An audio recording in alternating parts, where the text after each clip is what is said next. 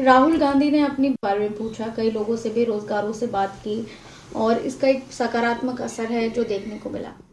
देखिए, भारत जोड़ो यात्रा में ये कहीं दो राय नहीं है कि एक डिसिप्लिन डेडिकेशन से जो यात्रा रही और जेन्युइन आउटरीच रहा देश की जनता के साथ, एक सक्सेसफुल यात्रा रही है। दो राय नहीं है। जिस तरीके से युवाओं को बेरोजगारी की हदें जो पार हुई हैं, रिकॉर्ड पार हुए हैं, वो युवाओं की टेंशन का एक बहुत इम्पोर्टेंट हिस्सा है। युवाओं की एजुकेशनल रिस्पॉन्सिबिलिटीज़, एक्सपेंसिव फ़ीस, ये भी उनके लिए एक बहुत ही इम्पॉर्टेंट मुद्दा है। तो अगर उसके बारे में कॉन्वर्जेसन होती है और एक सकारात्मक कॉन्वर्जेसन होती है तो अच्छी बात है। उनका कहना है कि पीएम बीमा योजना के तहत जो किसानों को पैसा दिया जाना था वो नहीं दिया गया है। किसानों ने ऐसा उन्हें बताया जब वो यात्रा कर रहे थे। उनकी जो भी एक्सपीरियंसेस रहे होंगे, उन्होंने जो सामने रखे हैं, वो देश की हकीकत नहीं है क्या? देश की हकीकत ये आंकड़े नहीं दिखा रही है कि कितनी बढ़ती बेरोजगारी का स्तर है देश में? क्या किसानों की जो हालात है, कहा गया था 2014 में कि हम उनकी आय दुगनी करेंगे 2024 में, वो एक जुमला साबित हुआ? क्या ये हकीकत नहीं है कि 3 काले कानून पास किए गए, किसानों के खिलाफ पास किए गए, किसानों के राय मशवरा ना कर कर पास किए गए, इतने देश भर में प्रोटेस्ट हुए, तब जाकर ये काले कानून वापस लिए गए, और अब तक जो मिनिमम सपोर्ट प्राइस की गारंटी करने की बात थी वो तक तय नहीं किया गया है। तो सबसे स्पष्ट दिखाता है कि किसान विरोधी सरकार है। और अगर किसानों ने उनको ये बात कही है तो जो वास्तविक हालात हैं उसी के आधार पे कही है।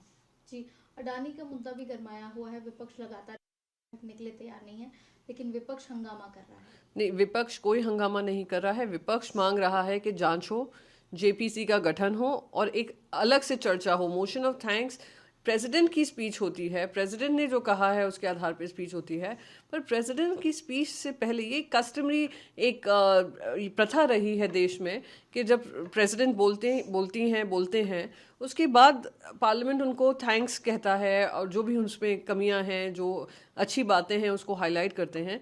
पर उससे पहले देश के सामने इतना बड़ा बम फोड़ा गया है कि आज शेल कंपनीज एक ही समूह में पैसा इन्वेस्ट कर रही हैं, उस पैसे को इन्वेस्ट कर कर स्टॉक के वैल्यूएशन बढ़ा रही हैं। जो रिटेल इन्वेस्टर्स में शामिल हुआ होगा, खरीदा होगा, उनके लिए बर्बादी हुई है। $100 बिलियन से ऊपर मार्केट कैपिटल वाइप आउट हुआ है। ये सारे क्वेश्चंस पूछे जाने चाहिए, इन्वेस्टिगेशन के दायरे में आना चाहिए कि क्या हमने एलआईसी, एसबीआई और बाकी नेशनलाइज्ड बैंक्स के माध्यम से हमने उनको प्रॉप अप किया है? क्या उनको अनवारंटेड लोन्स मिले हैं? क्या उनके रेवेन्यूज इतने हैं कि लोन पे ऑफ कर पाएँ?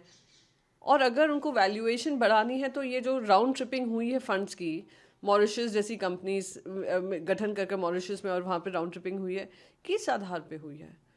अगर ये देश की जनता के साथ सच्चाई नहीं आएगी, केतन पारेख स्कैम अगर आपको याद होगा, उसके बाद जेपीसी बनी थी और जेपीसी के अंतर्गत पता चला था किस तरीके से ही में दिक्कत थी। Stock over pricing, stock manipulation, और वो इस पे बुलिश दिखाते थे, स्टॉक कंसंट्रेट कर कर फिर उनको बेचते थे, जनता के साथ खिलवाड़ होता था। तो अगर केतन पारेख पे हो सकता है, हर्षद मेहता पे हो सकता है, तो अदानी समूह पे क्यों नहीं हो सकता?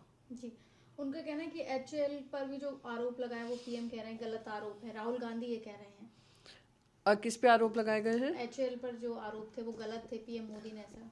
हाँ, जो एचएएल की बात है कि जो डिफेंस प्रोजेक्ट्स मिले गए थे, पर देखिए सबसे पहले इम्पोर्टेंट बात यह है, शिवसेना का स्टांस बस यही है कि हर चर्चा से पहले ये जो देश की सबसे इम्पोर्टेंट चर्चा है उस पर बहस होनी चाहिए थी। हम लोग उस पर प्रोटेस्ट कर रहे थे। आज पार्लियामेंट में हम देख रहे हैं कि स्पीचेस चल रही हैं, पर हमने उसको बॉयकॉट किया है। हम प्रेसिडेंट्स मोशन ऑफ थैंक्स में बॉयकॉट इसलिए किया है क्योंकि हम कहते हैं कि इन सब पे चर्चा होनी चाहिए।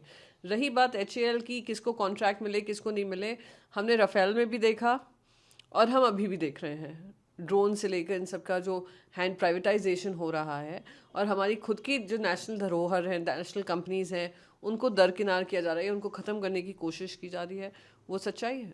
राहुल गांधी ने कहा है कि अनिल अंबानी को, अडानी को जो ड्रोन बनाने का, विमान बनाने का ठेका दिया गया, उस पर भी सवाल उठाए गए हैं। वही वो एचएएल को ही के ही संदर्भ में किए हैं। देखिए, बहुत सारे तो अदानी समूह को पार्लियामेंट्री क्वेश्चंस बताते हैं, पार्लियामेंट्री जवाब बताते हैं, मंत्रियों के जवाब बताते हैं कि कुछ कॉन्ट्रैक्ट्स तो बगैर टेंडर के दिए गए थे। ये बात में हकीकत नहीं है कि किस तरीके से मुंबई एयरपोर्ट रातों रात उसको हैंड ओवर कर दिया गया, उनको हैंड ओवर कर दिया गया था। किस तरीके से ईडी सीबीआई के हवाला दे देकर इतने सारी कंपनीज उनके हाथ में आई हैं। तो देश की जनता के सामने एक ही सवाल है, पोर्ट्स दे दिए, एयरपोर्ट्स दे दिए, रिन्यूएबल एनर्जी दे दी, पावर दे दिया, पावर ट्रांसमिशन दे दिया, सीमेंट दे दिया, कोल दे दिया, नेचुरल रिसोर्सेज दे दिए, स्टील दे दिया, हर तरीके से सत्ता का दुरुपयोग कर कर, अपनी एक पार्टनरशिप दिखाकर, बेस्ट फ्रेंडशिप दिखाकर। तो ये कितना लाजमी है।